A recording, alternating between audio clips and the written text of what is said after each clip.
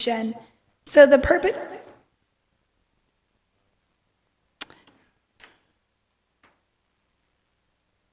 So I don't know what's happening here.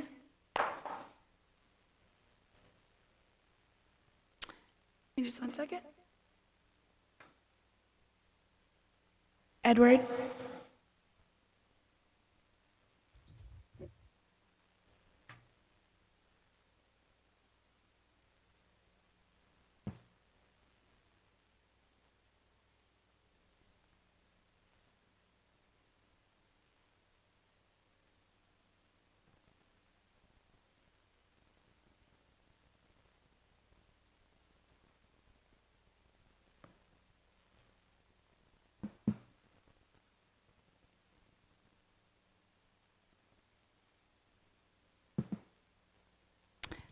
All right, so thank you, Edward. The purpose of the Parks, Recreation, Aquatics, and Golf Commission is it was created to serve as an advisory group to the council on any issues that pertain to parks, recreation, aquatics, and golf. Your responsibilities are to review and make recommendations on citizen requests for any parks, recreation, aquatics, and golf improvements, to coordinate recreation activities and the use of city, county, and school facilities, to coordinate special interest activities such as adult basketball, volleyball, youth basketball and volleyball, sports camps, aquatic and health safety trainings, fitness and exercise trips, and excursions, to promote the recreation programs and activities, and to evaluate the need for and recommend to the council improvements to our city parks, recreation, aquatic, and golf facilities. So that's just a quick overview of the commission. Now for our open meeting law training. So the general provisions of open meeting law is that it's a public policy of this state that meetings of public bodies be conducted openly and that notices and agendas be provided for such meetings which contain such information as is reasonably necessary to inform the public of matters to be discussed or decided. Toward this end, any person or entity charged with the interpretations of this law shall construe any provision of this law in favor of open and public meetings. So all meetings of the public shall be in the public, and all persons desiring shall be permitted to attend and listen to the deliberations and proceeding. So what does that mean? It just means that the public's business must be conducted in the public. Why does it matter? It protects the public and it preserves their right to participate in local government. It protects public officials and it maintains the integrity of government. It ensures a better informed citizenry, and it builds trust between the government and its citizenry. Who must comply with open meeting law? Each and every one of you. Open meeting law violations are set against the individual, not against your commission or the city. If you are found guilty of an open meeting violation, then any fees or any penalties are on you as an individual. And the public body is defined as the as the legislature, all boards and commissions of the state or political subdivisions, all standing, special, or advisory committees or subcommittees appointed by the public body. That includes any of our quasi-judicial bodies. We have a Board of Adjustment and a Building Board of Appeals. And then subcommittees are any entity, however designated, that is officially established on motion and order of a public body and whose members have been appointed for the specific purpose of making a recommendation concerning decisions to be made or considered or a course of conduct to be taken or considered by the public body. What constitutes a meeting? It's the gathering in person or through technological devices of a quorum of members of a public body in which you discuss, propose, or take legal action, including any deliberations by a quorum with respect to that action. So a quorum is defined as a majority of the members of a board or commission, and vacant positions do not reduce your quorum requirement. So for your commission, you have a 5-member commission. That means any 3 or more is considered a quorum. What constitutes a meeting? In today's day and age, with the technological advances we have, pretty much any form of communication is going to constitute a meeting. this is definitely not an exhaustive list. Email, any social media, any blogs, texting, any of that sorts. So elected officials should, and it says elected officials, but also those of you appointed to boards and commissions should refrain from sending emails or other electronic communications to a quorum of the members of the public body. In order to avoid serial meetings, you want to make sure you don't propose any legal action to members electronically. And you want to refrain from using electronic communications to discuss with members any matters that are likely to come before you for action. And that applies when your recording secretary or your staff liaison sends out any information or correspondence to the entire commission.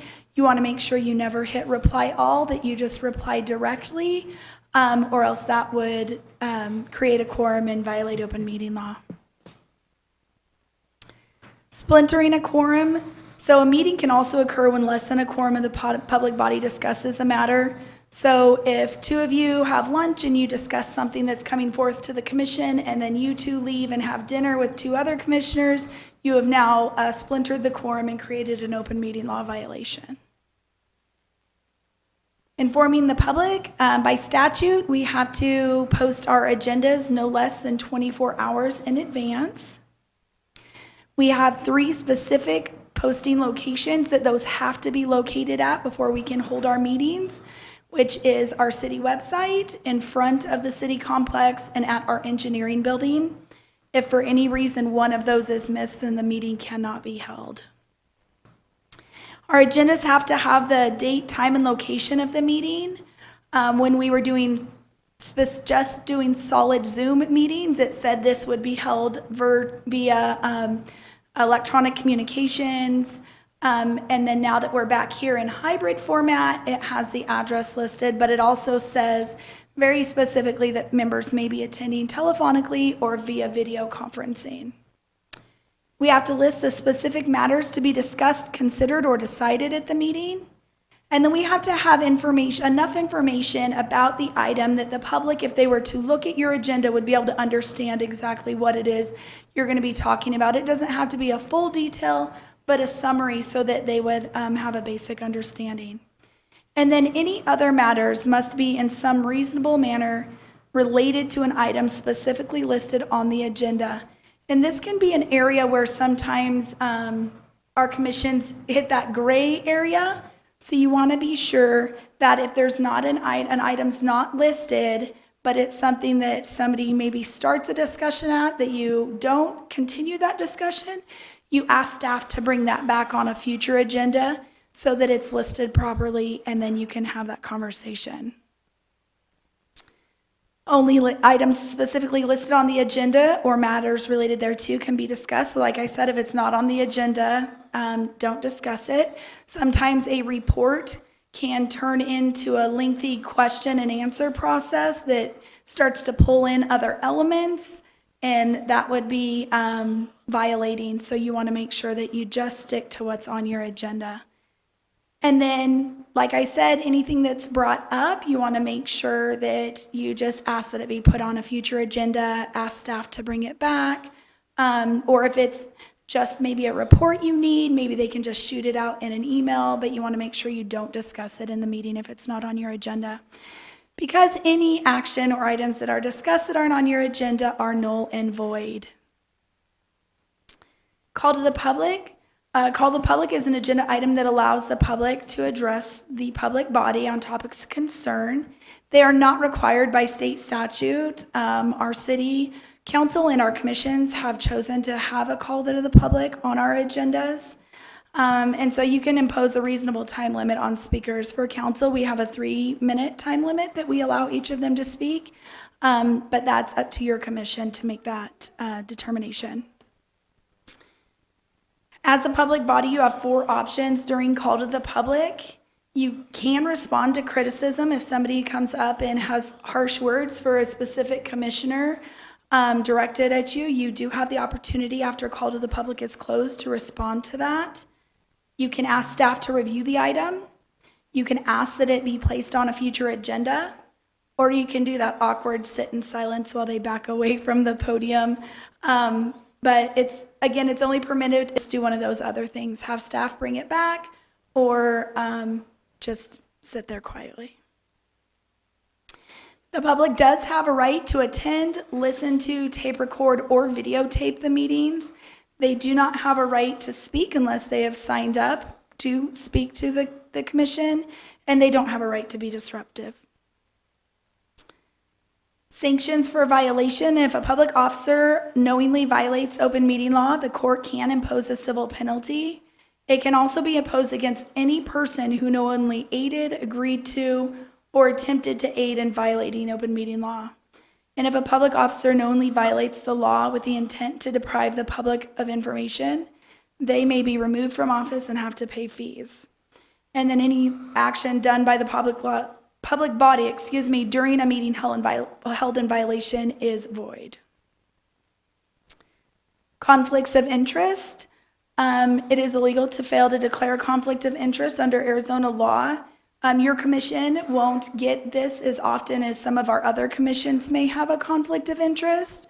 But if ever an item is brought forth that is going to provide personal or financial benefit to you or a direct family member, then you would want to let Sierra know ahead of time, and we have a form you can fill out that says you have a conflict, and then you would just excuse yourself from the discussion and action taken on that. And she provides the agendas ahead of time, so you're able to take a look and then excuse yourself and let her know ahead of time. And we already went over that. And then there are remote interests. If there's a remote interest, really it's up to your discretion. You're all adult professionals. You know if there's going to be a conflict, and you can make that determination. These are the statutes. The one other thing that's not in my slideshow that has been brought up and been asked of our office is if you have something that your commission is currently taking under consideration and a member of the public reaches out to you to have discussion about that, the best practice there would be to have them come to your meeting where that item will be discussed, so the whole commission can be a part of that discussion. And then the questions can be answered and everybody has the same information. Does anybody have any open meeting law questions for me? Any questions? No questions, thank you. I have one quick clarification. This is a 7-member commission, and so it's a 4-person quorum. Yes, that's correct. I apologize. All right, now we are going to do a quick presentation on parliamentary procedures.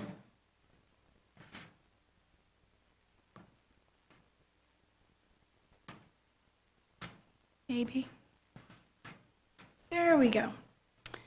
All right, this is directly from Robert's Rules of Order, which is a book you can all obtain. This is just the basics to give you kind of an overview. So what is parliamentary procedure? It's a set of rules for conduct at meetings that allows everyone to be heard and to make decisions without confusion. It's important because it's a time-tested method of conducting business at meetings and public gatherings, and it can be adapted to fit the needs of any organization. And it's important that everybody know the basic rules.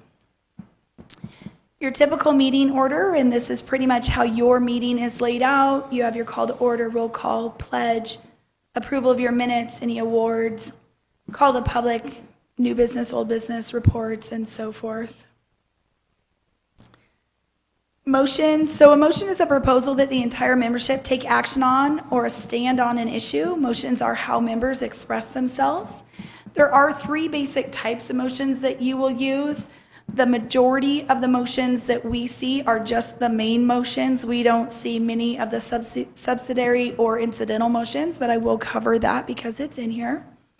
So the purpose of the main motion is to introduce items to the membership for consideration. They cannot be made when any other motion is on the floor, and they yield to privileged, subsidiary, and incidental motions. A subsidiary motion's purpose is to change or affect how a main motion is handled, and it is voted on before a main other motions and must be considered before the other motion.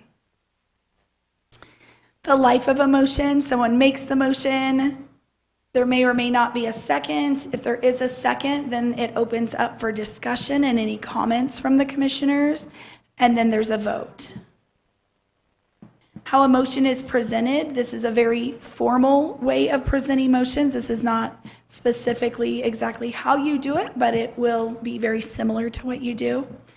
You obtain the floor. You want to wait till the last speaker is finished, address the chairman or chairperson, and then wait until they recognize you.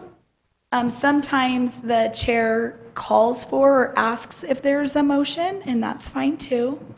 When you make your motion, you want to make sure you speak in a clear and concise manner so that your recording secretary can get exactly what the motion is, since that is the action of the commission. And then everybody has a clear understanding of what the motion is. And then you want to say, I move that we adopt or approve or whatever the action is that's coming for.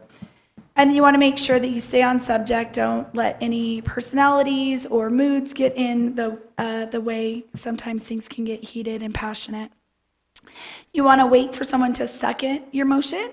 Someone can automatically second your motion, or the chairperson can call for a second. If there is no second, then the motion is lost. The chairman will restate the motion. They'll say, I have a motion that da-da-da, it has been seconded, and then that puts it before the membership for consideration and action. That's when it opens up for the discussion period. And then once that has been done, it cannot be changed by the person who made it without a consent of the members. You can have the opportunity to expand on your motion, and then the mover is always allowed to speak first. Any comments and debate must be directed to the chairman. You want to keep to the time limit for speaking that has been established, and the mover may speak again only after other speakers are finished, unless called on by the chairman. And then, like I said, the chairman will put it up for a vote, and then if there's no more discussion, the vote is taken. There's 3 different ways. You can do it by voice, is what we typically see when we're in person. Sometimes when we're doing the mixed meeting where we have the hybrid, it's easier to do a roll call sometimes so you can make sure that you heard everybody's vote. And then there's by division where you can have people raise their hand or stand. There are 2 other motions that are commonly used related to voting. There's a motion to table. This motion is often used in an attempt to kill a motion. The option is always present, however, to take from the table for reconsideration by the memberships. We usually see a motion to table when somebody is asking for additional research or maybe some clarification. We'll see a motion to table, and then it'll be brought back with that additional information requested. And then there's a motion to postpone indefinitely, and this is often used as a means of parliamentary strategy, allows opponents of a motion to test the strength without an actual vote being taken, and also the debate is open again on the main motion. So parliamentary procedure is the best way to get things done at your meeting. It only works if you use it properly. You want to make sure you allow motions that are in order, have members obtain the floor properly, speak clearly and concisely, and obey the rules of debate, but most importantly, be courteous. And this is the reference for the information that we have provided here today. Are there any questions on Robert's rules or parliamentary procedure? Any questions from the commissioners? No questions. All right, thank you so much. I will see you next year. All right, thank you. Thank you, Annie. Moving on to item 3B, election of chair and vice chair. Do we have any nominations?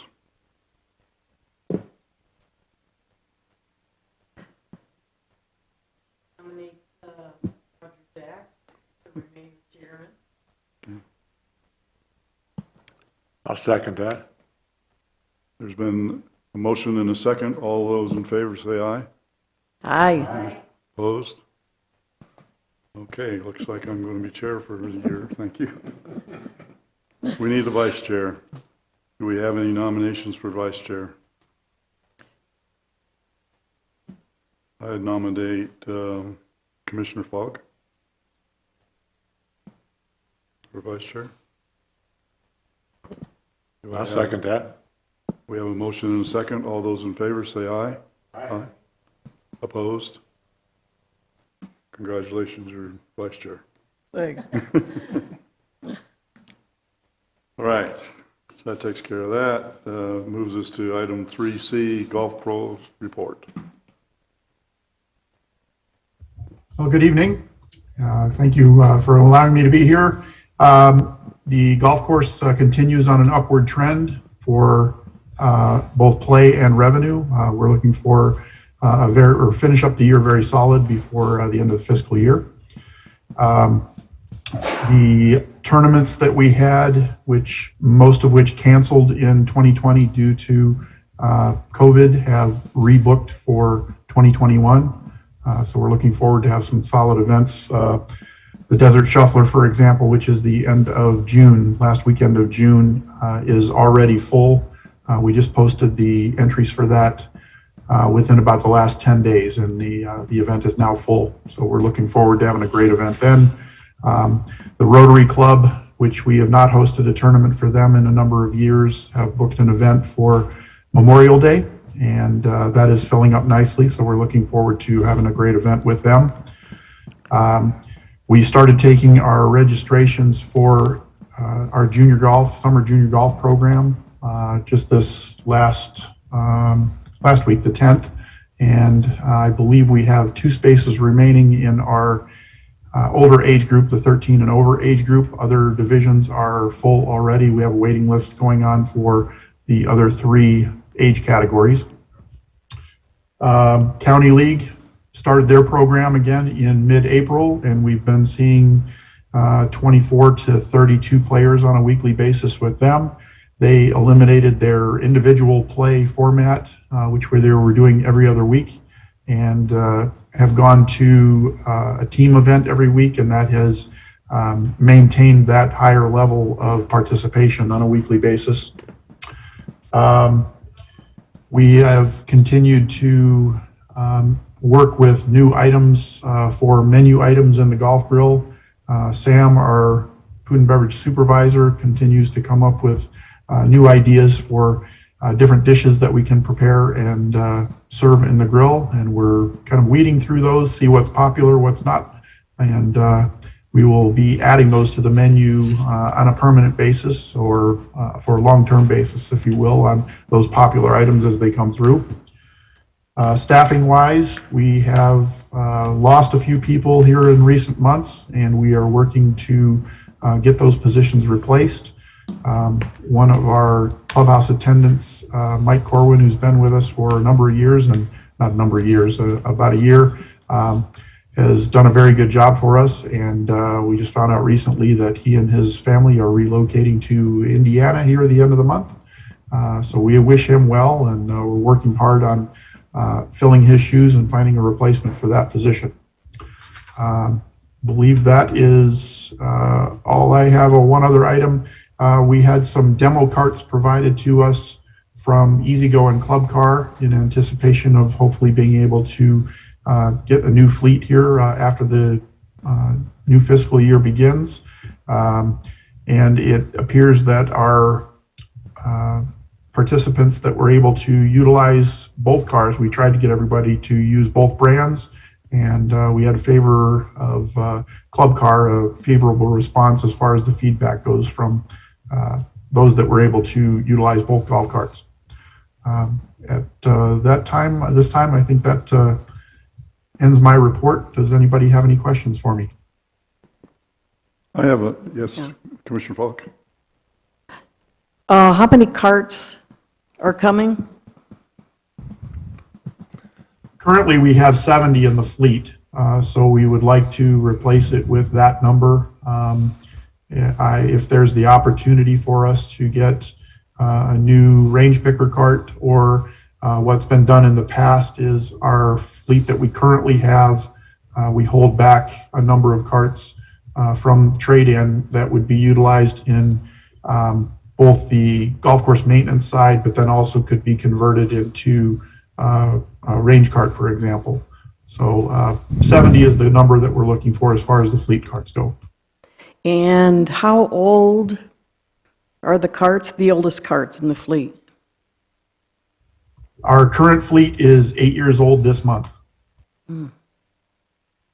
Thank you. Greg, it's John Engelson.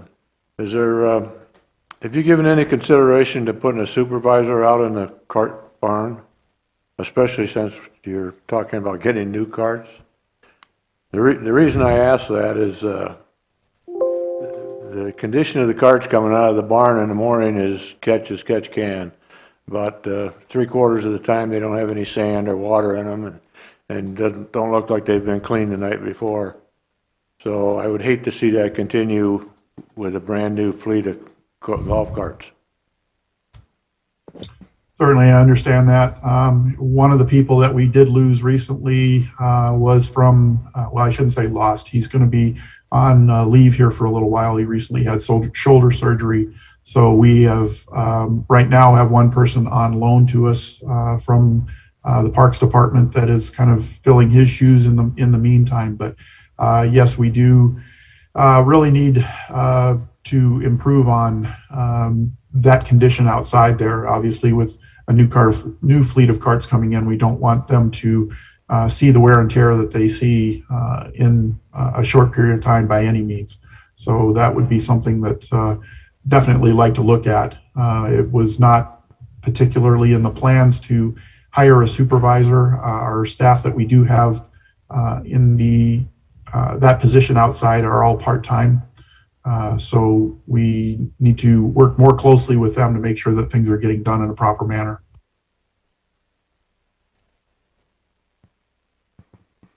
I had a question, kind of a crazy question, I suppose, in some aspects, in that, so I'm watching Shark Tank the other night, and they had a new business on there that they ended up funding where you just carry one golf club in your bag, and it looks like a driver, but you throw the ball down the golf course.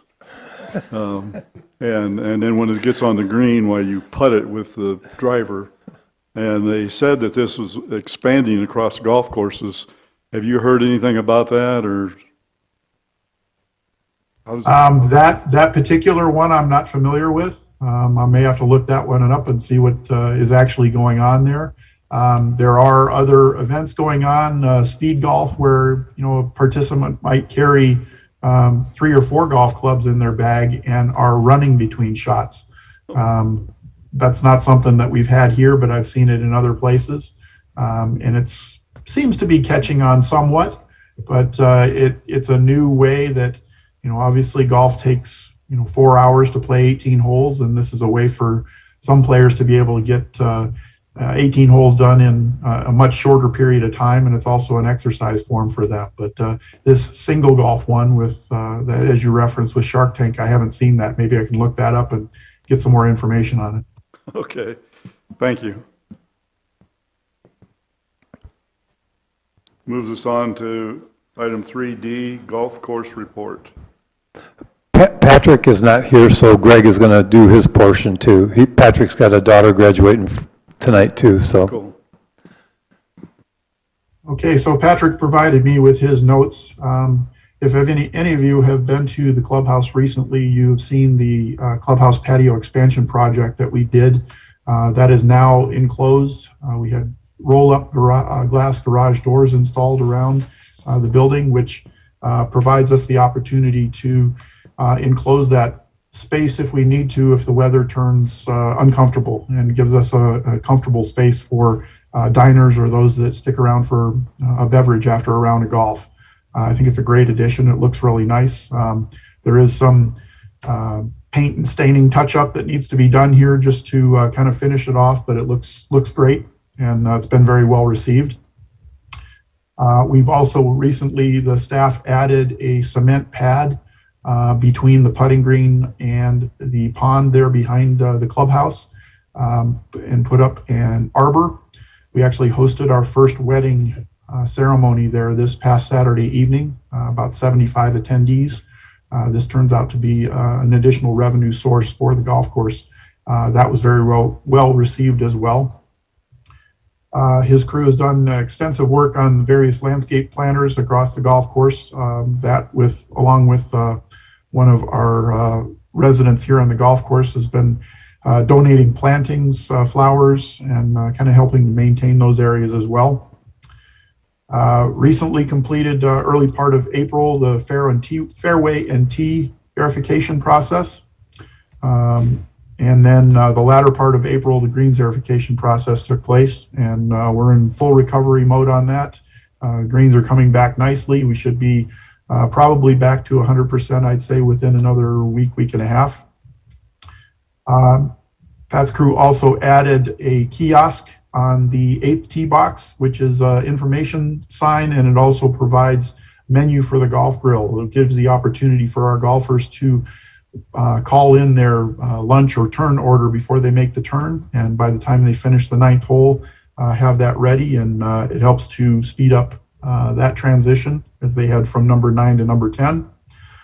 And lastly, Pat wanted to extend a big thank you to his crew, really stepping up to the plate for whatever the golf course is throwing at them as far as conditions or issues with mainline break or something like that. And all of this being done essentially down 179 man hours on a weekly basis at the present time. And with that, that concludes Pat's report. Any questions? Commissioner Fogg? One thing I noticed in the written report was that the inmates have not yet returned. Do you have any idea when they will be back? I can answer that. We really don't have any idea. I reached out to the prison, and they're not sure yet either, so it's kind of, they have to go through the state, obviously, and when they decide, we'll get them back. And we're anxious to get them back, obviously, so we really miss all the hard work they do, so thank you for that question, though. Okay. Commissioner Fogg? Yes, I have a question. First of all, I was over there and I had lunch on Mother's Day at, what do you call that, the dining area. That was really nice. Also, the cement slab, is there electricity that is accessible at that cement slab for, say, weddings? We do have electricity close by, and in fact, we recently met with KRMC, their foundation, an event that they've held annually down at, I believe, the Aquarius down in Laughlin. It's a Havana Nights party is what they call it. It's a large fundraiser. They met with their committee last week, and we are going to be hosting that event at the golf course in mid-July. And we have it set up where there's going to be electricity for their DJ, for LED lighting out there, and just making that space look very nice for this upcoming event that they're going to have. They're anticipating 250 attendees. Okay, so would they have to bring their own lights? Especially if it's going to be at night, maybe, a wedding, or? At the present time, yes. Our for whether it's a wedding or a party, something like that, they will be supplying their tables, their chairs, lighting, tents, whatever it might be needed for that type of an event. The wedding that we had this past week, they rented the chairs from a local party rental company and brought them out. They had those set up the morning of the event.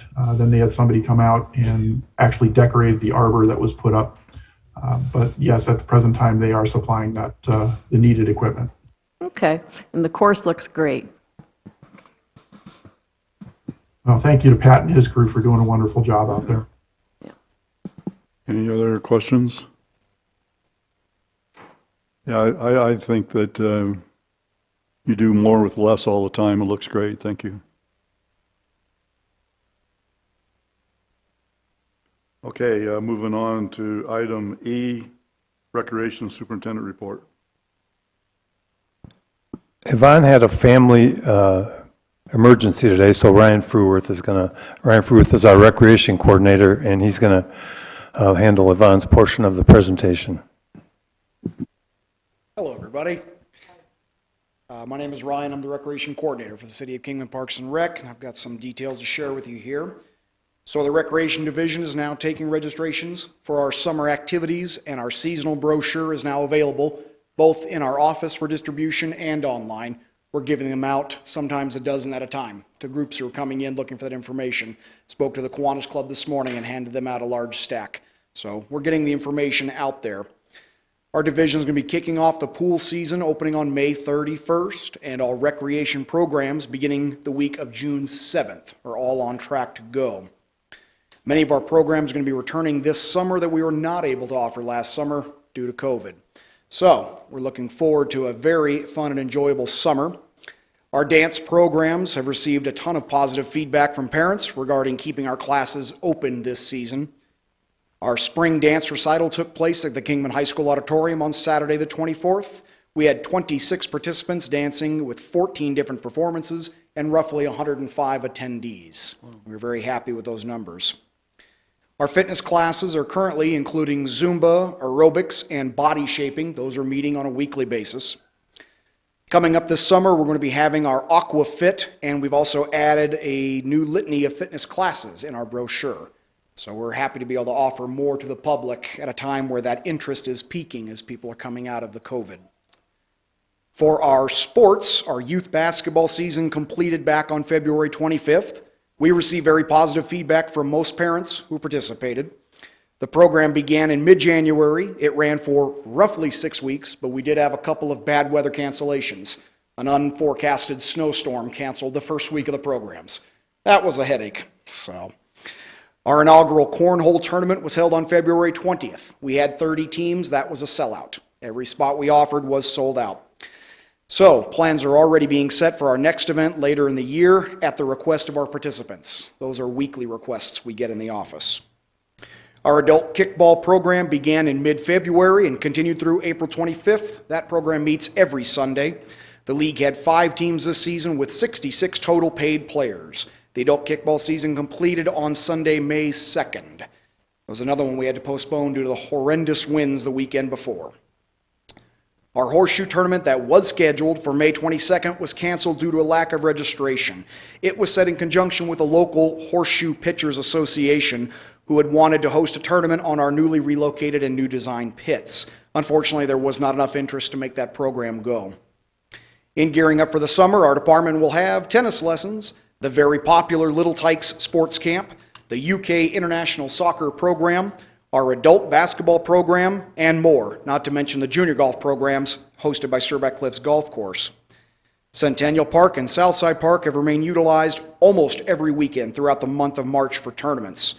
Our next scheduled event was on May 22nd. It was supposed to be a fundraiser event. Unfortunately, that event has canceled. The Kingman Youth Soccer League continues to utilize Centennial Park's fields for their travel soccer practices and games, and they hosted an all-day mini tournament on May 1st, brought in teams from all over the tri-state area, as well as California. It's very well attended. Kingman Little League began their first set of games for the season at Southside Park on March 22nd. Their season is scheduled to end on May 28th. The All-Stars and Tournament of Champions for all 3 divisions are going to be held here in Kingman this year. The way that Little League works is those All-Stars and Tournament of Champions, the postseason events, are supposed to rotate from the cities that are involved in our district. For the past several years pre-COVID, when the weather turned so unbelievably hot in places like Yuma, Bullhead, Fort Mojave, Needles, and Havasu, they generally just turn those tournaments over to us because we have superior facilities and superior weather.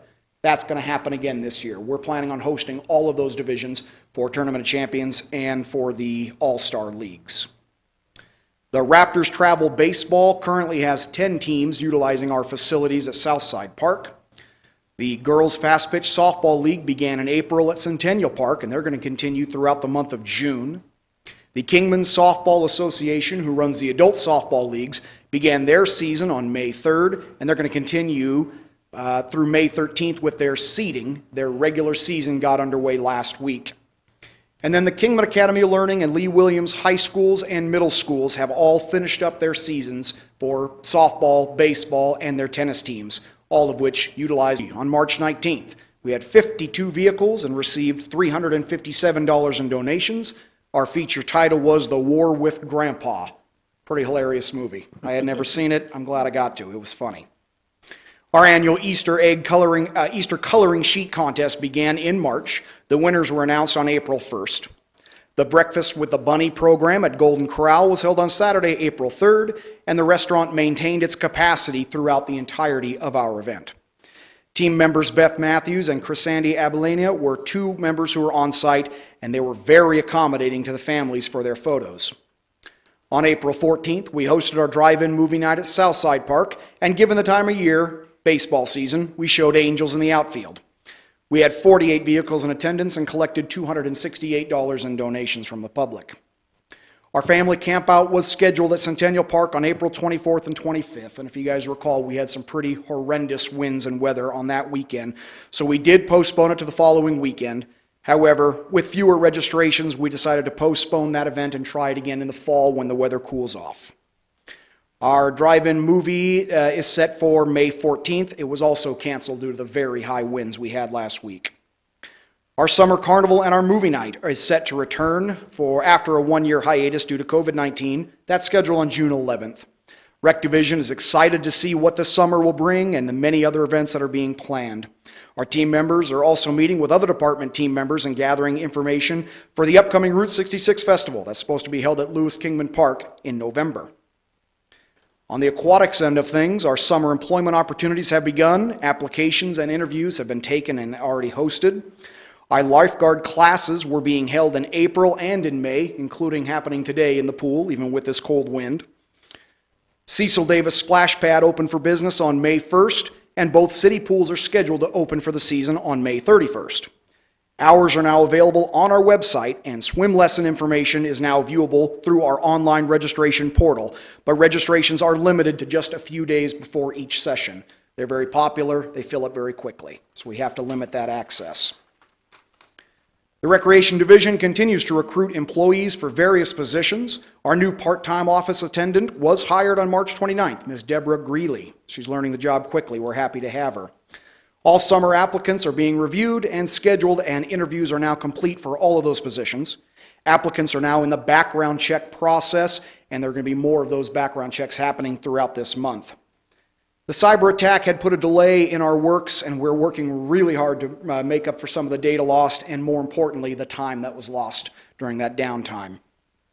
We were fortunate enough to receive our recurring $4,000 sponsorship from Kingman Regional Medical Center that goes towards our recreation events and programs. That's an exchange program we set up a couple years back in exchange for some banner advertising that happens at Centennial Park and at Southside Park. The department is also working with St. Mary's Food Bank to provide summer lunches to the families this summer in conjunction with our fantastic mobile recreation unit, one of our very long-running programs. Some of the events coming our way in the near future are going to be the pool openings on May 31st, our summer carnival night, as we mentioned, on June 11th. We have a Father's Day swim special at the pool on June 20th, our Sunday social in the pool on July 5th, the 46th annual Mighty Mud Mania on July 15th, our pool bingo and dinner night on July 16th, our next drive-in movie scheduled on July 23rd, and then our float-in movie at Centennial Park on August 13th. Kind of threw a lot of information out here. There's a few pages worth of data here. Does anybody have any questions I might be able to help answer for you? Questions? Just a comment. It amazes me the numbers and the quality of the programs that you provide the community with the staff that you guys have. It's really a great job. We appreciate the compliment. We try to do our best to accommodate the needs of the community. It's an ever-growing, ever-challenging task. Well, thank you for your time. Thank you. Thank you, Brian. Moves on to item F, Parks Superintendent Report.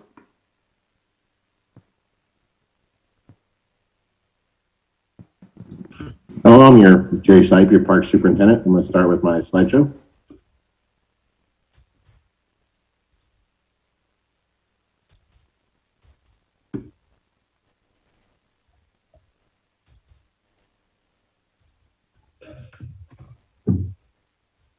All right, I'm going to start with our pickleball course that we did. In February, General Acrylics were on site. They formed the pad area, filled and compacted the AB soil, and they ran post-tension cable and poured the slab. In March, Craftwork Fence installed fence posts, and Parks team installed conduit. The conduit's there for future installation of lights. And then we also formed the expansion area and poured an expansion and stem wall to bring everything back together. In April, Craftwork Fence installed a perimeter fence. General Acrylics installed net posts, applied multiple layers of court finish, and painted court lines. And the Parks team filled the area between the expansion and retaining wall with repurposed riprap. Riprap was actually made from the existing concrete pad that we pulled out of there prior to the construction of the pickleball courts. We also installed the sunscreen on the perimeter fence. We poured divider posts and hung divider nets, and installed irrigation west of the court. White Cliffs, we got new trail signs that were added to existing new trails. We had gabion baskets that were installed around the signposts throughout all the trails, and the parking lot was expanded due to increase in use. On to Campbell Springs, the Campbell Springs had a new entry sign installed along Fort Bill Drive, and trailhead signs were wrapped with gabion baskets as well. Campbell Loop, a picnic table was installed near the trailhead. Signs and benches at trailhead along the trail had gabion baskets installed as well.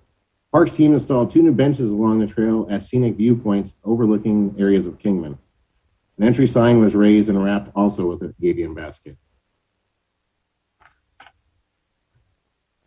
Now moving on to the American Conversation Experience, Mike Mearsman's going to touch more base on with this, but I just want to mention how proud I am of the Parks team and all they have done with all the trail projects that we've done recently. Under the Peace Pole at Metcalf Park on April 23rd, the Kingman Route 66 Rotary Club held their dedication for the newly installed Peace Pole at Metcalf Park.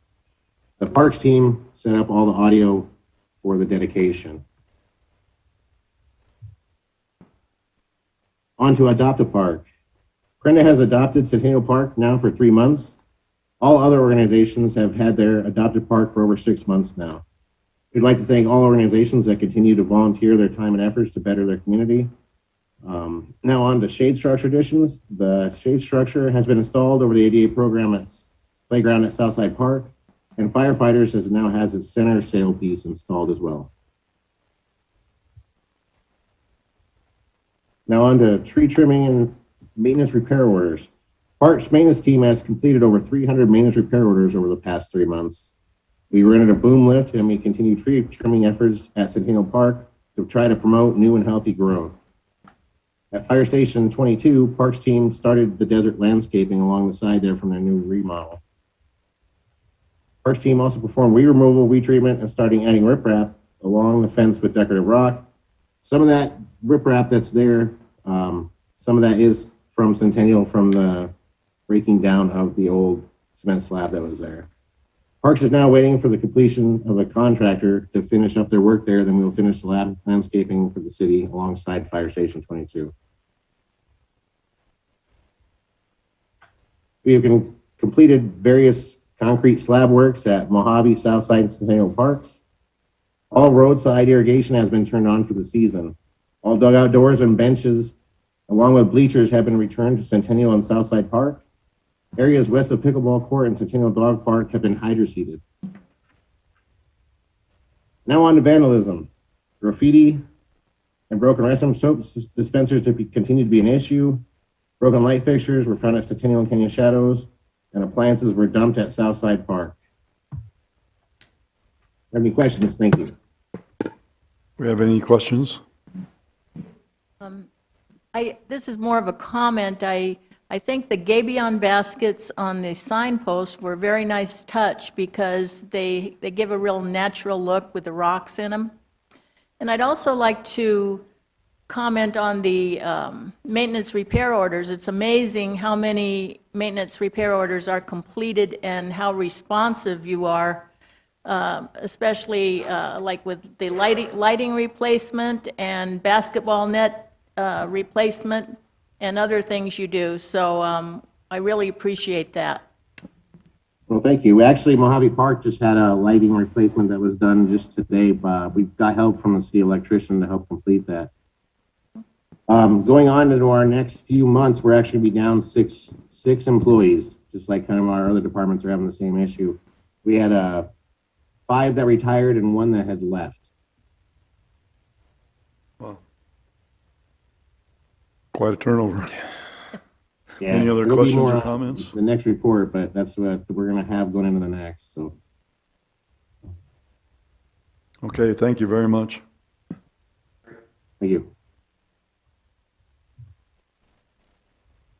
Takes us to item G, Director of Parks and Recreation report.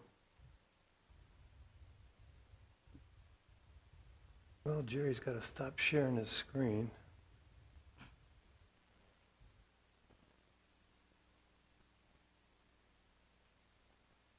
Jerry, can you stop sharing your screen? Yeah, I'm trying to.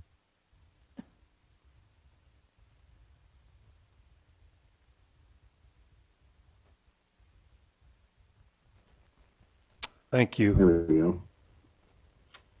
I couldn't get back that. Okay.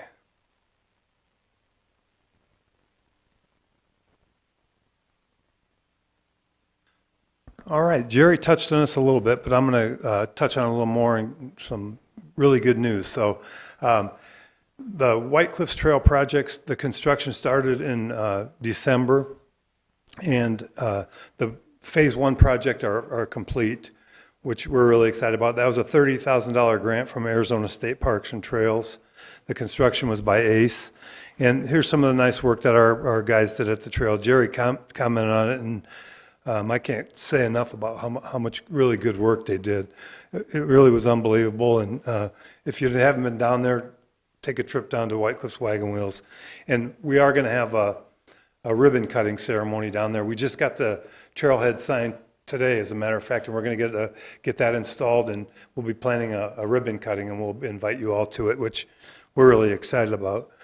You touched on the gabion baskets, the signs, they look really great. We did them at White Cliffs, and we liked them so much. We did them at Beale, and they just turned out really nice. And the ACE crew did a great job for us.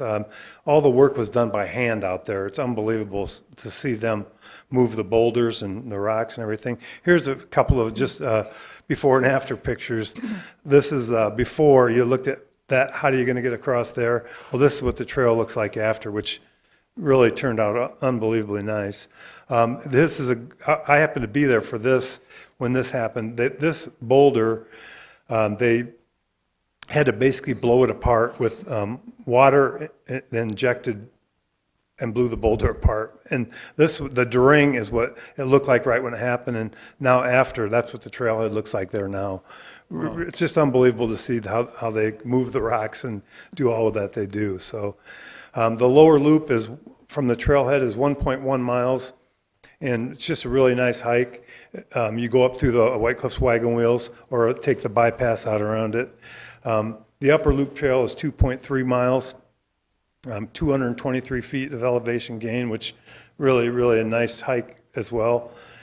So like I said, the Phase 1 trail is finished. The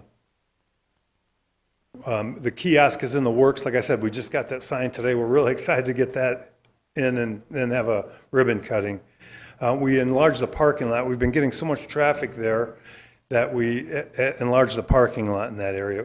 With COVID, I think a lot more people were getting out and exercising, and I really hope it stays that way because, I mean, it's great exercise and just a beautiful area there. So on February 16th, the Arizona State Parks Chief of Grants came to Kingman and checked out the work that we did. He was super impressed. He was impressed by the terrain of the area and the location to our downtown, how close it is to our downtown. So it gave me an opportunity to share information with him about Phase 2, which we're really excited about. The Phase 2 project will be 5 miles, 8 different loops of trails that will basically link our downtown to our uptown. It'll end up going out near the golf course and starts up near 3rd Street. So we're really excited about that. Wow. The total cost of this project is $162,000, and we've submitted a grant to Arizona State Parks and Trails for $144,000. And we've made it through 2 different committees that they have, commissions that they have, and Arizona State Parks and Trails staff recommended full funding for this. So we're really excited about that. And I may appear a little nervous because tomorrow's the big day. The State Parks Board meets tomorrow and votes on whether it's going to give us full funding. So like I said, I'm super excited about it. I think it's going to be a great addition to our town. So really excited to get going on that. February 8th, we found that there was a 5-acre parcel that the city didn't own. And we found it to be in the John Lingenfelter Trust. I contacted Fred Lingenfelter and then forwarded him the information on it. And 2 days later, he called me and said that he and his sister had talked and they were willing to donate the property. So, and the property's been donated already, all the paperwork's been done, it's the city's property right now. So a huge thank you to Sandra Terry and Fred Lingenfelter for this generous donation. I mean, it's a beautiful little 5 acres there out in the middle of that ties all these trails together. So it's just a great thing coming together. So Beal Loop Trail, the ACE trail crew did a lot of trail maintenance out there, a lot of drainage work, and like Jerry mentioned, our parks team has done a lot out there too. The kiosk, the baskets, we put picnic tables out there. We put gabion baskets around the signs, which makes it look, and we put these benches that Jerry had. They're just really, the beautiful views from up there where they're at. That's a mile out on the, we have basically a mile out on the east side and a mile out on the west side where there's a nice bench now. So it's really nice and turned out really, really good. Our team just does a great job. So like I said, they did trail maintenance there, which turned out good. And Camp Beal Springs, we had the new kiosk there and informational signs and the gabion baskets there around the signs. And this is just a true community project. I say thank you to the mayor and council. Thank you to this commission for pushing us to do all this. The community members, the Lingenfelter family that doing things like that. We've had another person that's interested in possibly donating some land to this project too. So it's just the CRATA group, Colorado River Trail Alliance, they're the ones who basically got this ball rolling and started the design on it and everything. And that's a great group. The Bureau of Land Management's been helpful to us. The City of Kingman, other departments, our Public Works Department, Engineering Department, all these other departments know that I bug them. I'll bug anybody. So they've all been super helpful to us. So if we can't get it done, we get them. So it's just been really, really good. The Arizona State Parks and Trails staff's been super helpful. And like I said, they recommended this for full funding, which is pretty impressive. So I'm really anxious for tomorrow. The ACE staff, they came and camped out here. They were out there in the snow working and just did a great job. So, and there again, like I said, the parks team, unbelievable the job they did. Super proud of the job they did. And with that, be happy to answer any questions. Questions, Commissioner? Bob? Let's see, with the addition of the new trails, which is fantastic. I've been out there many years ago when it was really rough to walk through there. Are they going to update any maps or brochures? Oh yeah, that's in the works right now. They're being updated right now. And I don't know if you saw the new billboard coming in from Vegas on 93. Beautiful billboard now that says about the trails that we have and all the good stuff in our city. So it's really an awesome sign that they have, and the trail sign will be updated as well. Yeah, brochures will be. the wagon wheel trail, that is just history for Kingman. Oh, A lot of people don't know about it. Mm. It is amazing to me that people that don't know about it. It's right here near our downtown. So it's pretty, hopefully this is going to get more people to see it because it is very, very impressive. Yes. There's also a billboard on I-40 as you're coming into Kingman from the west. So you'll see it as you're passing Shinneramp coming up the hill. Okay. And I just wanted to touch on with the parks crew that are retiring. That's about 100+ years of knowledge and experience, and some of these new guys are going to have to start that ball rolling. It's like when we lost you, Karen, the same thing, about the same amount of years. That's why I have so That many institutional knowledge questions. you do miss, let's put it that way. You really do. It's like, so. Okay, We're going to thank, miss them. There are a lot of good guys, and hopefully we'll get some good people and move on, so. yeah, But thank you, Mike. thank you very much. Adding on to Commissioner Fogg's comments, I think it's great not only for locals, but as you were saying, it really helps us to be a destination for tourists. You know, when you start putting that together with the downtown historic area, the wineries out around Kingman, it gives a reason for people to stay for a couple days. So that's really fantastic. I agree 100%. They'll stay, and there'll be more bike races and things like that too. So we're really looking forward to it. We think it's a huge improvement for our city. So Yeah, thank you all. thank you. Moves us on to item 4, new business. First one, item 4A, Colors of War Memorial, presented by Commandant Terry Flanagan, MCL 887. Commissioners, thank you very much. This started out as a project quite a few years ago. As you can see to the right there, you have the Vietnam Memorial. Myself and a couple other organizations wanted to expand it to Afghanistan and Iraq.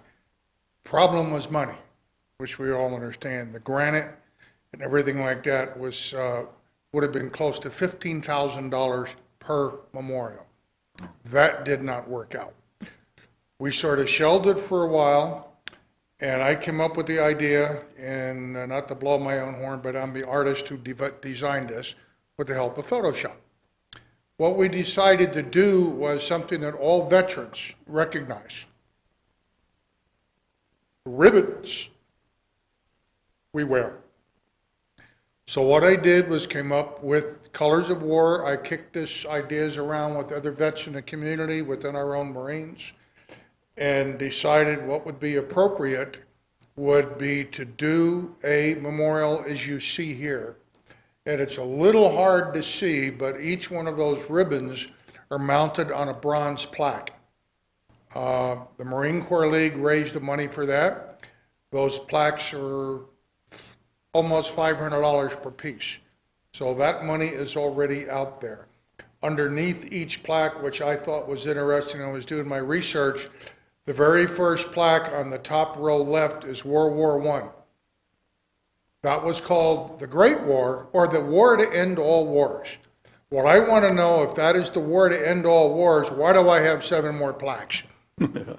And so when we designed this, we thought of the idea that unfortunately in our history, there will be other battles around the world.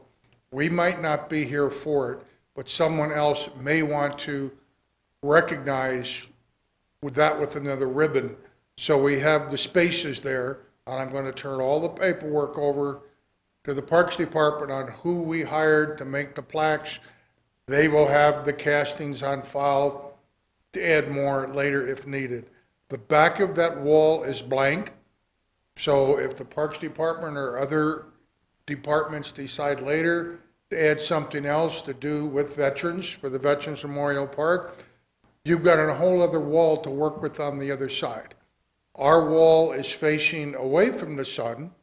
The idea being, when I talked with the builders on this who made it, the plaque, the ribbons are a special material made for outside, and if they're not getting baked by the sun, they will last quite a few years longer. The bronze, we know, will be there forever. But if the ribbons ever have to be replaced, it's really easy just to print more with the special materials, which will probably get better over time, and insert them in there. I have a meeting tomorrow with LaserWorks, with Roxanne, to discuss the printing of the, as you can see, the top 2 pieces there actually describe what the colors of war are. And I've showed it to several vets before we finalize it, and they says, yeah, it's really neat. It basically says, I'm the colors of war. and it'll read what it is. Parks Department I met with, they're willing to, with their resources, to put in put up the cinder blocks, and we discussed that. My thing was not to knock the other memorials there. There are memorials for vets. I wanted ours to just look a little bit more special, so I'm going to be reaching out to Home Depot, Lowe's, whoever I can get to donate the facade that you see on the lower memorial, the gray stone, because it blends in. I've got a local business here who works with the slate and the stone for cost. He will donate us the gray slab on the black. So we'll have gray slab up there. Then we'll put the facade around it. We'll work on getting the plaques mounted. They bolt or glue in to the facade in the back. The plan is, and I'm told there's no problem, we have plenty of time, is to dedicate this in Memorial Day 2022. That's going to be our big event. Somebody said, well, you could do it sooner. We could, but let's do it when it's made for. And as you noticed in the other slide, the Marine Corps League and our young Marines are the ones who adopted the Veterans Park. Once a month, we get our young Marines down there with the adult leaders, and we are trimming bushes, picking up trash, calling the PD when we find paraphernalia in the bushes. But this keeps the kids busy down there too. But I know all about PowerPoints, so I figure I'm going to make mine easy. There's only one, right? I could have spread this out to like 20 PowerPoints with a description of everything, but I wouldn't do that to anybody because I used to write them and teach like that. So no, I'm not going to PowerPoint you to death.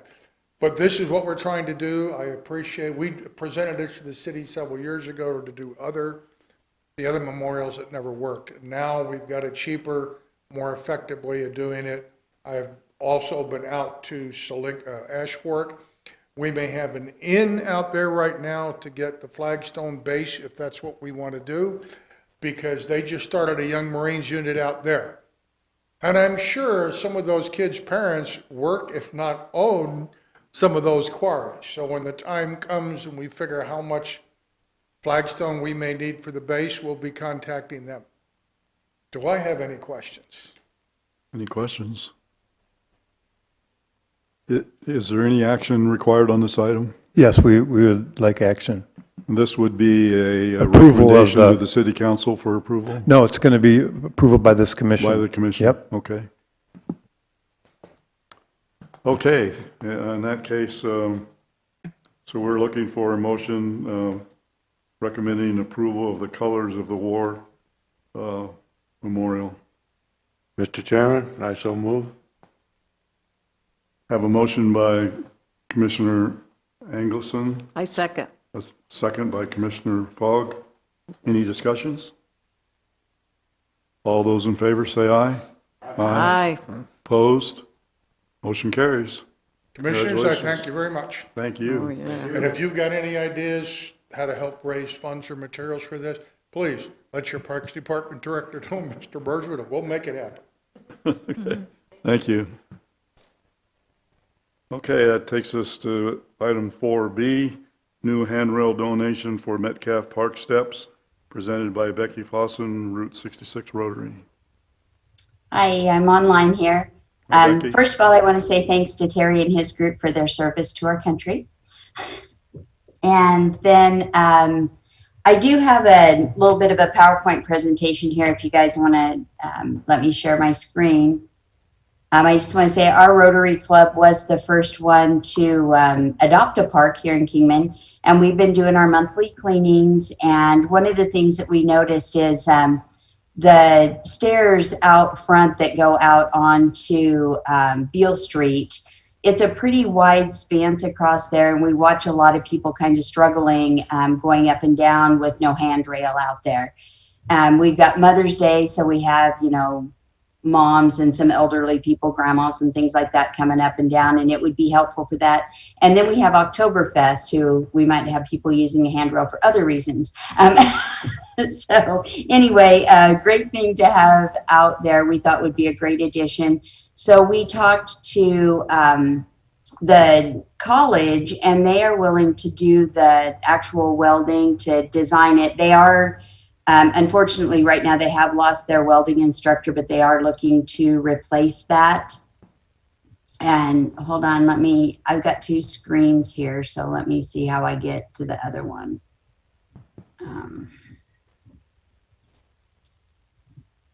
Hold on, maybe I just move it over. Can you see it now? Yes, we can see it. Okay. So this is the top support. This would be the top view looking down. The bottom supports, which I know Jerry had asked about, he's, I think, concerned about skateboarders, and then here's a closer view of that. So we would purchase the supplies to do it. The college would do the welding. We have been out there with some guys from the Parks Department, from the college, and of course our Rotary Club, and have looked at it and have done, this is done by an engineer. So, and he is actually online tonight if you have any questions of him.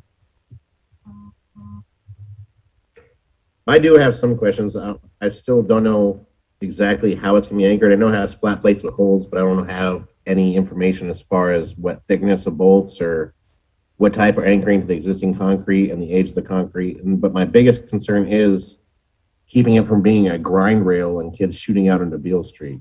Right. Zane, are you able to answer that?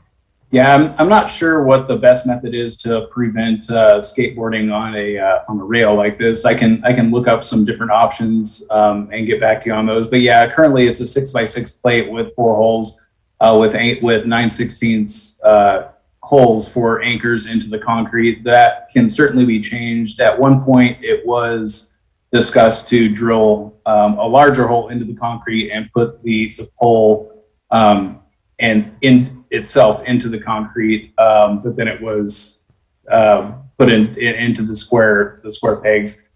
So we can do either if there's concerns about the stability of it. I think the 6x6 square plates and the 4 holes, if properly anchored, would be fine. But like I said, we can change that if necessary.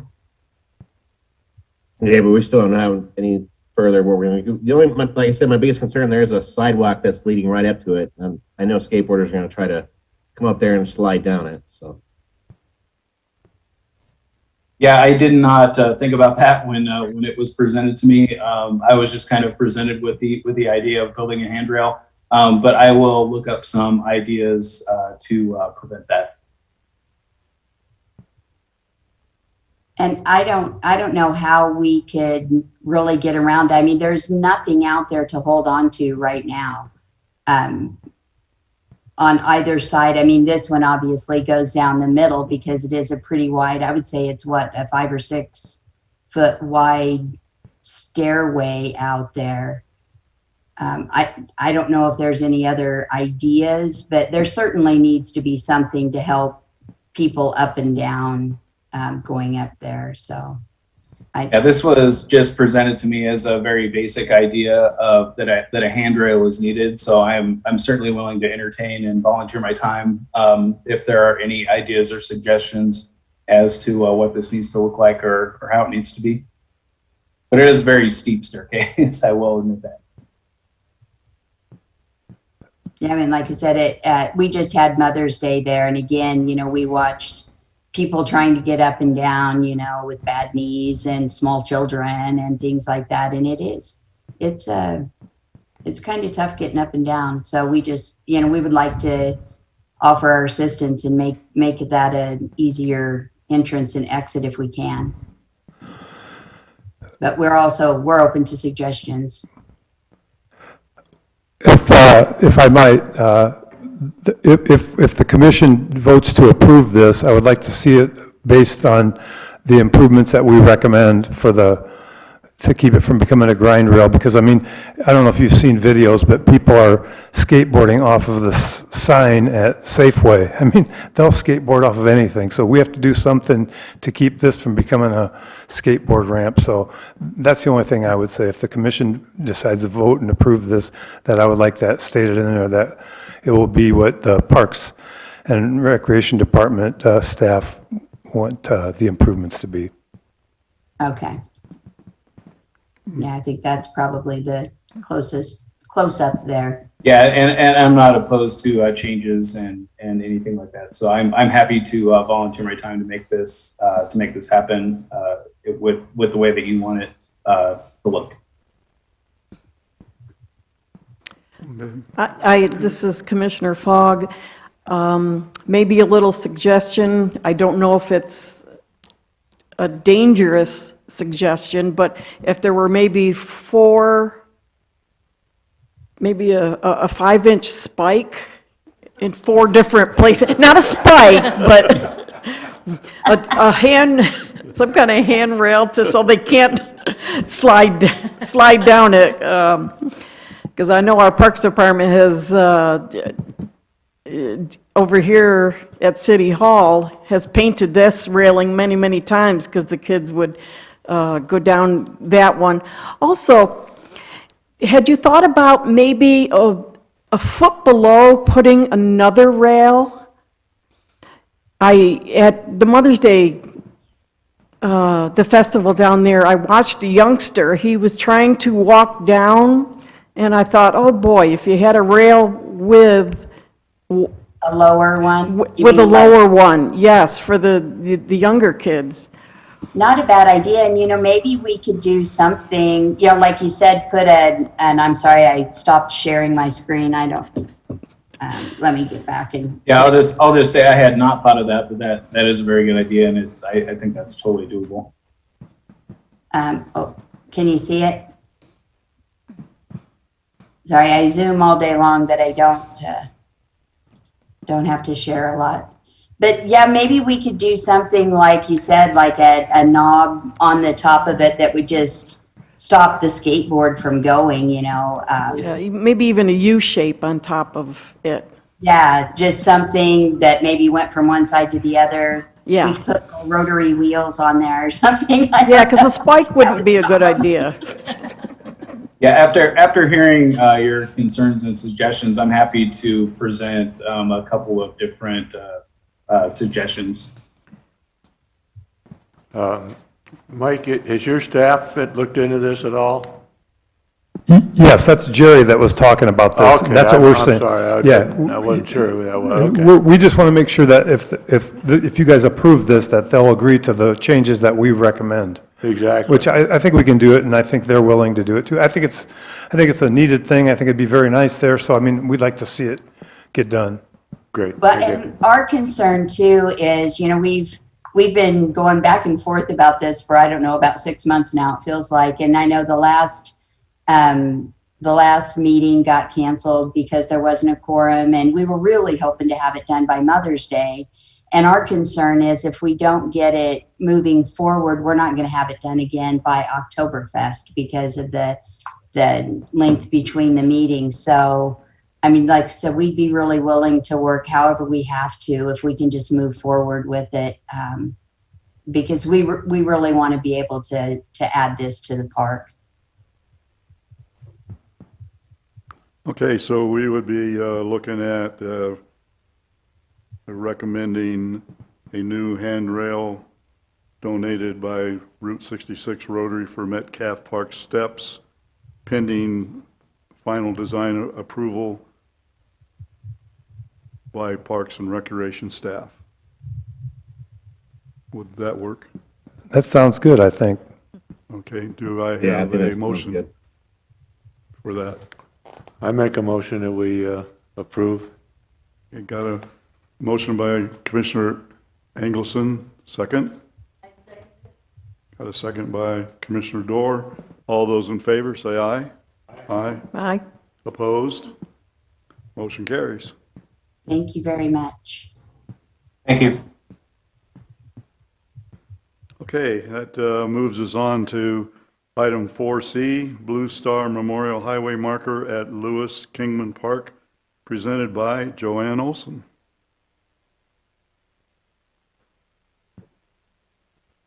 I'm your assistant. There you go. I do all the time. Hi, my name's Joanne Olson. I'm here on behalf of the Surbat Garden Club. And part of a national project of the National Garden Clubs is the Blue Star Memorial Highway markers. And so, let's see if I get this right. No.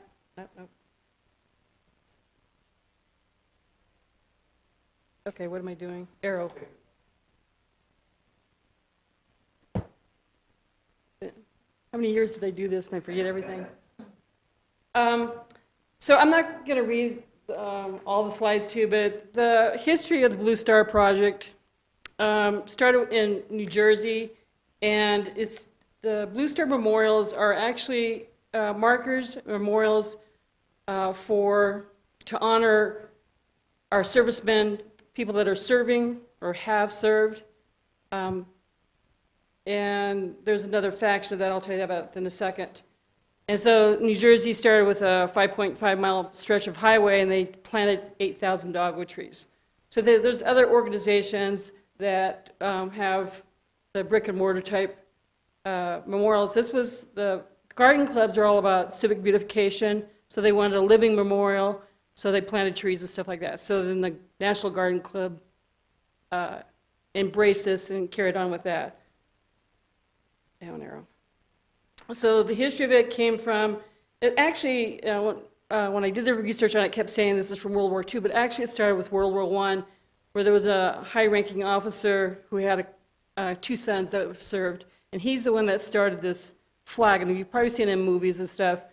It's on a field of red, or red border, field of white, and a blue star, meaning that there were a current member of the family was serving, and some families had more than one star, and every once in a while you'd see one that had a gold star, and the gold star is for someone who's given their life, so in honor of that. So they would hang this up in their window.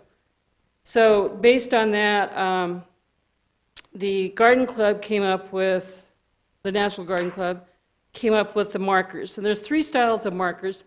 The Memorial Highway marker, which is one that we're trying to get permission for. You'll see in the second slide there is the gold star marker that was to honor our fallen servicemen. And then there's the highway, the actual memorial marker, not a highway marker, and that can only be found like at veterans hospitals, cemeteries, veteran cemeteries, and other places like that. The last one on that is the memorial byway marker, and this is not same kind of plaque, but not on a stand or like that, and it's usually on some kind of monolithic stone or on a wall, mounted on a wall. And those are found in any garden setting, anywhere, whereas the highway marker is near the highway, or it's typically in rest areas. Now, once that you get a dedicated marker and the project's done, it's like that, it can be added to what they call a waymarking.com site, and which is used for all sorts of things, but you can actually type in there a search for Blue Star markers, Arizona, or for whatever state that you're traveling in, and it'll bring up a whole list. This is just one page that I'm showing you there. And you see the part that's in blue, you can click on that memorial marker, and it'll actually give you information about the area, whatever that I decide to put in there, and directions, map, all that kind of stuff. So it actually brings people to that, to that site. These are just examples. These are actually pictured here. These are byway markers, but, and of course the one on the right there's actually from a dedication ceremony. Same with this one here. This was done in Yuma recently. Now, so we're asking to be permission to place our marker at Lewis Kingman Park. Now, originally, it shows on the little map there, they're at the bottom on the highway side, and then with consulting with Mr. Mearsman here. We're actually going to move that up and right straight across from the Lewis Kingman Memorial. So we don't have to worry about highway traffic like that. It's great parking, ingress and egress into the area. Plus, there's a huge Route 66 sign that would actually overshadow our sign. And so it'd be a much better location where he suggested. So just straight above that and a little bit to the right is where we're proposing. This is an example of the memorial marker on the left. We're going to change it, and I think some of you got the handout. I changed the drawing on it. We're going to change it where it's kind of a half oval or elongated half circle, and so that the marker's closer to the curbing, and then the planter is going to be around it. Now, the slide to the right is actually showing the type of plants that we want to put in there. We're not looking for any kind of extra watering system to this. Any overspray from the lawn would be greatly appreciated, but we're going to look for drought-tolerant and indigenous plants to the area, and with crushed granite and stuff like that. That's it. Sounds good. Any questions? No questions. Thank you very much. Thank you. So we can move for a motion for approval. Do I have a motion? I move that we approve the Blue Star Memorial. Okay, I have a motion by Commissioner Dorr. Do I have a second? I'll second that. Second by Commissioner Fogg. All those in favor say aye. Aye. Opposed? Motion carries. Thank you. Thank you, Joanne. Takes us to item 5, announcements. I believe you have some announcements that Yeah, I have a couple announcements. First of all, congratulations to Roger Jackson, Karen Fogg. They were approved for their first full 3-year term in January, so congratulations. We're happy to have you for 3 years. So, and also I wanted to touch on the pickleball courts, the ribbon cutting ceremony. We had a really good turnout for that, and we're really proud of that project. It turned out really, really nice, and we had a really good turnout, so that was a great thing. And we're going to be having another ribbon cutting at the golf course for the event pad and the improvements that have been done inside, and when the work is done at the patio area, which it's really close. So we'll have a little ribbon cutting ceremony there just so people can get out and see all the nice improvements in that area. I also wanted to touch on just say thank you to our team for all the work they did during COVID. COVID's been a real challenge for everybody, obviously, but the park maintenance team has some of the biggest amount of team members working out of one facility, and we didn't have a breakout in that area, so we're really pleased with the job they did of staying safe. So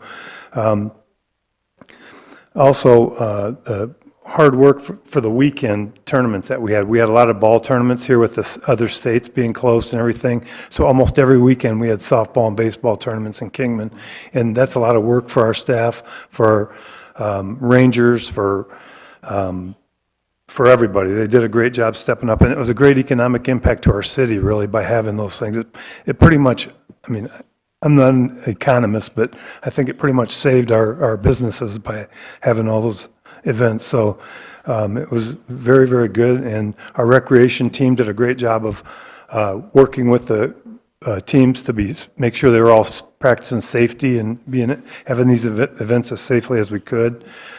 Like I said, our park rangers stepped up. They had to do enforce the rules and check coolers and do everything like that. So they did a great job as well. And so I just really appreciate the job that our team did. Also, I mentioned that there'll be a ribbon cutting at the trail for Phase 1, and we're really excited about tomorrow to find out about Phase 2. So with that, Jerry mentioned shade structures that have been done. We have shade structures going in at Wallach Ranch Park and at the swing set area and at the playground. It's going to be happening real soon, so we're excited about that too. We'll probably have some kind of a ribbon cutting at that too. So we're just trying to get people out to see all the great things that we do. So with that, our next meeting is August 18th, and so That's all I have. Okay. Any announcements by commission members? No? Yes, Commissioner Falk? I just want to say I attended the festival on Mother's Day at Locomotive in Metcalf, and it was pretty well attended by people. Also, Chairman Jackson and I did the ribbon cutting at the pickleball courts, and what an enthusiastic group of people there. That was, and those courts were very much appreciated and needed. And just the other thing, can we put on there about filling vacancies on this commission? Don't we have some vacancies? We have one. Okay, I didn't know if any applications were coming in. But that's all I have. Okay. All right. That moves us to item 6, adjournment. Do I have a motion for adjournment? I move to adjourn. Do I have a second? Okay, all those in favor say aye. Aye. Adjourn. Thank you all. Yeah.